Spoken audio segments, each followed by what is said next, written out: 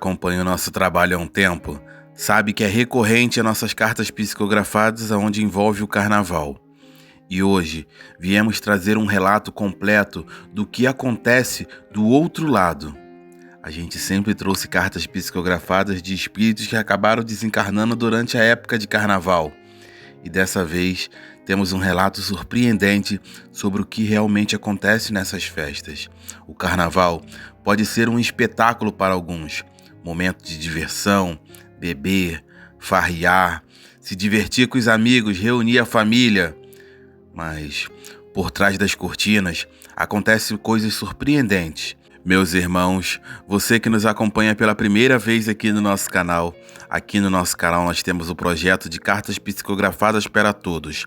Estamos iniciando um novo projeto agora nesse mês de fevereiro. Não deixe de colocar aqui na descrição o nome completo e a data de nascimento do seu ente querido que desencarnou.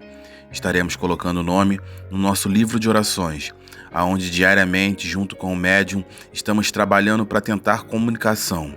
Mas o espírito precisa estar pronto para se comunicar, vai além da nossa vontade. O espírito de Antônio José é quem nos auxilia nesse projeto na casa. Antônio José, que foi um médico durante a sua vida encarnada no ano de 1914, auxilia o nosso projeto e é graças a esse trabalho que ele faz com a nossa casa que podemos estar aqui diariamente trazendo cartas psicografadas para vocês há mais de 35 anos. Meus irmãos, com a graça de Deus, com a permissão dos espíritos, estaremos dando início a mais uma carta psicografada no canal Mensagem dos Espíritos.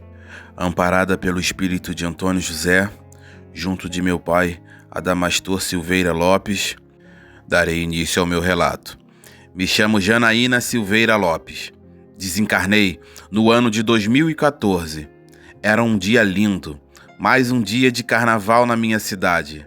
Algo estava acontecendo naquele dia.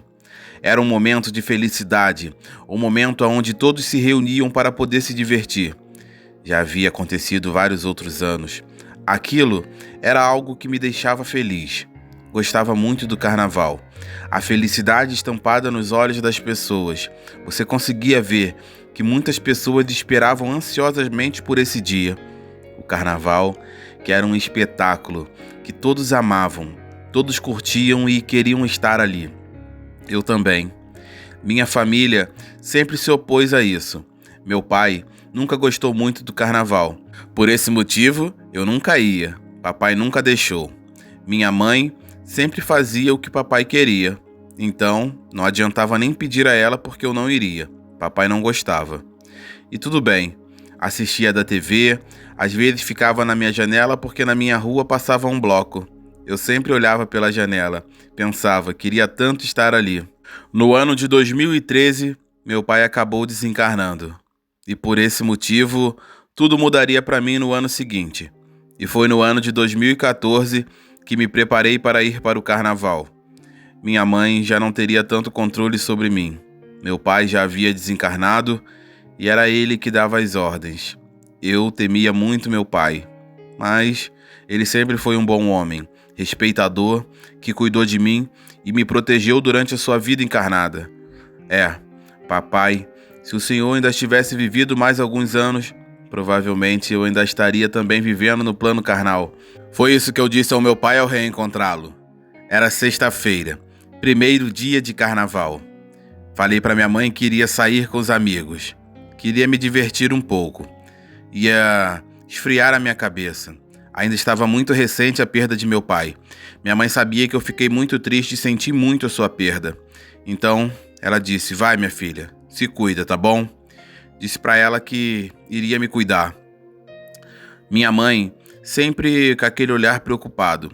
Toda vez que eu saía, era para a escola, para trabalhar, minha mãe sempre ficava com aquele olhar de preocupação. Parecia que minha mãe sentia que algo de ruim iria acontecer naquele dia. Ela estava com um olhar muito triste. Mesmo assim eu fui. Minha mãe queria que eu ficasse bem. Sabe o quanto foi difícil para mim? Perder o meu pai foi como se tivesse perdido metade de mim. Metade da minha vida tinha acabado naquele momento também. Um homem que foi capaz de doar toda a sua vida para mim. Meu pai sempre fez todas as minhas vontades. Meus desejos eram tão grandes que, às vezes, meu pai precisava trabalhar o dobro para poder conseguir realizá-los.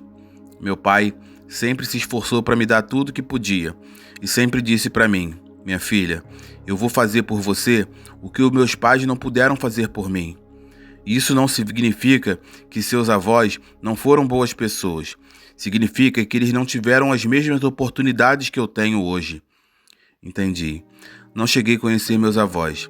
Eles já haviam desencarnado quando eu ainda tinha 2 anos de idade, então não me lembro deles. Não tivemos tanta oportunidade de estar junto. Apenas meus avós por parte de minha mãe. Eles tiveram uma convivência maior, mas não éramos muito ligados. Eu e meu pai tínhamos uma ligação muito forte.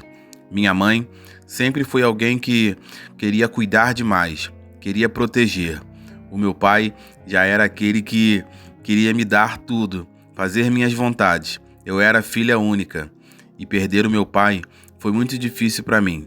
No ano de 2013, o meu pai estava com uma dor forte de cabeça. Decidiu que iria ao hospital porque não estava aguentando mais. Ali, descobriram que meu pai estava com um tumor cerebral. Precisava operar urgentemente. Meu pai comunicou à família. Eu fiquei desesperada naquele primeiro momento. Meu pai disse para mim que tudo iria ficar bem, que iriam fazer a cirurgia e ele iria se recuperar. Minha mãe se preocupou demais também. Minha mãe falou: "Você vai ficar bem, amor." Me lembro de segurar a mão do meu pai e dizer para ele que eu o amava. E meu pai olhou para mim e disse: "Também te amo, minha filha, mas isso aqui não é uma despedida não. Logo logo a gente vai ficar junto de novo." Tá, meu pai foi para a cirurgia. Ficamos ao lado de fora aguardando. Passaram-se tantas horas, e aquela preocupação cada vez ia aumentando mais que ninguém saía para poder falar nada. Será que está tudo bem lá dentro? Eu ia na recepção todas as horas perguntar. Ninguém tinha nenhuma informação para me passar. Disseram que eu teria que aguardar alguém sair da cirurgia para poder passar a informação. Foi quando veio a notícia que durante o procedimento, meu pai não havia resistido. Infelizmente, naquele dia, meu pai havia desencarnado. Eu saí de casa para curtir o carnaval, praticamente 1 ano depois. Era o dia de poder fazer algo que meu pai não permitia que eu fizesse. Pai, o Senhor estava certo, sempre esteve.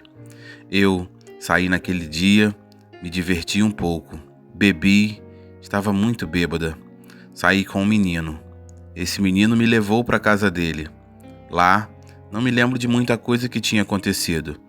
Só que chegaram outras pessoas, rapazes na verdade, e entendi que aquilo dali era uma reunião para todos eles abusarem de mim. Mas eu estava muito bêbada para poder entender isso inicialmente.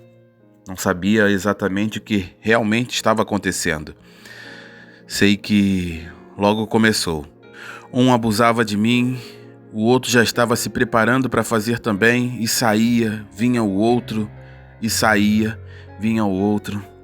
Eu não tinha forças para escapar, não tinha forças para gritar porque eu não sabia nem o que estava acontecendo, mas queria muito meu pai.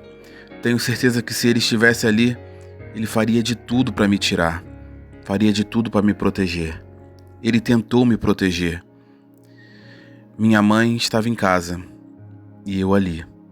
Naquele momento, fragilizada, sem ter forças e sem expectativa de terminar logo aquilo. E continuou o abuso. Passaram-se tanto tempo e eles continuavam ainda. Se revezavam. Pegaram um cinto, botaram em volta do meu pescoço, encaixaram a fivela e iam forçando. E mantendo o abuso comigo de costa, e apertaram aquilo.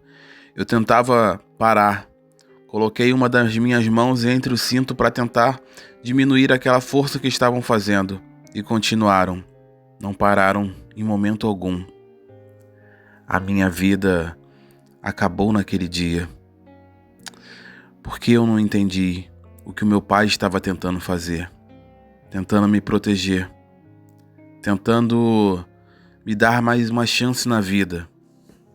Eu podia ser tantas coisas e acabei sendo apenas a mulher que foi abusada por vários homens e acabou morrendo na mão deles. A pior coisa que poderia acontecer, aconteceu. Tudo, a gente pode dar uma solução na nossa vida, mas a morte, não tem como a gente negociar isso. Se a gente morre, não tem mais a oportunidade de estar vivendo no plano carnal. É inegociável com a morte à sua volta. Não tem com quem a gente falar. Me dê mais 5 minutos, me dê mais 1 hora, me dê mais 20 anos de vida. Eu não tinha essa chance. Não tive a oportunidade de ser tudo aquilo que eu queria ser durante a minha vida. Aquilo que por tudo que meu pai lutou para que eu me tornasse. Eu joguei tudo fora, apenas por uma noite de diversão. Minha mãe em casa sem saber o que havia acontecido. E eu ali, com diversos espíritos à minha volta. Várias sombras, gargalhadas, se divertindo com aquilo. Meu corpo já sem vida. E eles ali continuaram um abuso. Os espíritos que estavam ali à minha volta falaram tantas coisas para mim. São palavras tão ofensivas que prefiro não utilizá-las. Não quero dizer as coisas que eles estavam dizendo para mim naquele momento, mas eram coisas absurdas. Coisas que eu sabia que eu não era. E mesmo assim, eles iriam me levar para um lugar. Não bastou eles estarem à minha volta trabalhando na cabeça daquelas pessoas para que eles cometessem aqueles erros. É injustificável o que eles fizeram, sim. Estavam alcoolizados e estavam vulneráveis. A vulnerabilidade espiritual, porque havia muitos espíritos trabalhando à volta deles para que eles cometessem aquele erro.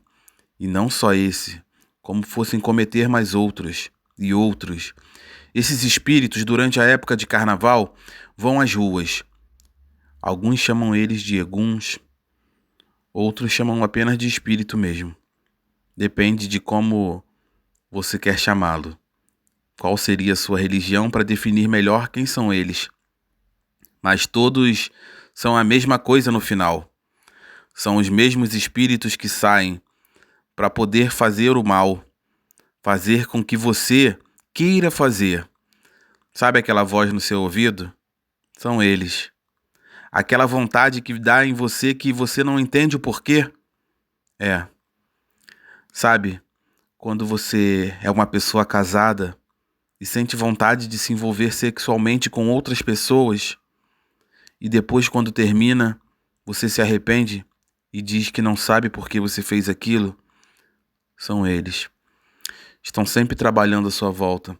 Sempre trabalhando para poder você cometer erros, falhas, que levem você para onde eu fui. Mesmo sem entender no começo, eu fui parar no umbral. O lugar sujo, estranho, com outros espíritos por lá que estavam agonizando de dor, sofrendo demais. Eu no começo não entendia o porquê daquilo estar acontecendo. Não sabia o porquê de ter uma vida ainda após a morte. Já havia acabado. Mas não. No começo eu achei que a gente mudava de planeta. Que a gente morre em um planeta e renasce no outro. Mas não era isso. Entendi que a gente morre no plano carnal para retornar para o plano espiritual. Só que o meu plano espiritual não era nada bonito. Eu fui parar no umbral. Nunca fui uma pessoa ruim. Mas naquele dia havia bebido, havia feito tudo de errado. Assumi o risco. Sabia o que poderia acontecer comigo porque meu pai sempre me alertou sobre os perigos do carnaval. É uma época festiva, sim, mas muita maldade acontece por trás disso. E são os espíritos que estão ali trabalhando para que isso aconteça. Existe sim a festa e a diversão apenas. Pessoas que saem realmente de casa só para poder se distrair um pouco. Mas existem muitos outros espíritos que também saem acompanhando aquelas pessoas que já não têm uma mentalidade muito boa, que querem cometer o erro já. E apenas precisam de um empurrãozinho. E esses espíritos estão ali para dar esse empurrãozinho, dar a mão que você precisa para você cometer o mal. Existem os espíritos maus, mas também existem os espíritos bons. Mas durante a época de carnaval, é impossível. É impossível que eles consigam fazer o trabalho que eles vêm realizando todos os dias. É uma festa que nunca foi de Deus. Nunca foi apenas uma festa. Sempre foi algo além disso. Sempre existiu a maldade, como também sempre existiu a bondade. Sempre houve esse equilíbrio entre a luz e a escuridão. Esse equilíbrio tem que sempre que existir. Não vai existir o bem se não existir o mal. Como não vai existir o mal se não existisse o bem. Seria apenas tudo normal.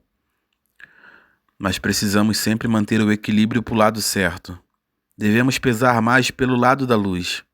A escuridão vai existir sempre. Mas precisamos sim trabalhar para que as pessoas enxerguem e consigam se salvar enquanto é tempo. A salvação é individual. Deus vai julgar você individualmente. Você é uma pessoa boa? É uma pessoa ruim? Isso não importa. O que importa de verdade é quem você quer ser na verdade. Ainda é tempo de você se tornar uma pessoa melhor. Ainda é tempo de você ajudar aquele que precisa. Todos os dias, alguém está precisando de ajuda e você pode ajudar, mas você apenas se omite. A omissão também caracteriza um erro, quando a gente pode fazer algo por alguém, mesmo que não seja muito. Como eu sempre digo, quando eu era criança, tinha uma história. Uma mulher havia dado R$ 2 para um mendigo, e o seu lugar no céu naquele dia estava garantido. Quando eu era criança eu chamava de céu. Hoje entendo que é as colônias espirituais onde eu vivo hoje. Mas ela garantiu não pelo valor, e sim porque naquele dia ela deu tudo o que ela tinha. Era apenas aquilo que ela tinha. E mesmo assim, ela não pensou 2 vezes. Deu tudo o que ela tinha para alguém que não tinha nada. Naquele momento, aquela pessoa passou a ter mais do que ela, por ela não ter mais nada. Ela se tornou a pessoa que precisava de ajuda, mas mesmo assim ela não pediu. Ela escolheu ajudar. Ela não escolheu ser ajudada. É isso que diferencia as pessoas uns dos outros. Algumas pessoas estão prontas para poder ajudar e fazer tudo por você, dar o seu máximo, e outros dão apenas o seu mínimo. E mesmo assim, sabemos que não é o suficiente. Devemos estar inteiro, devemos nos doar, devemos ser pessoas melhores diariamente, trabalhando para que a gente possa construir, sim, um mundo melhor.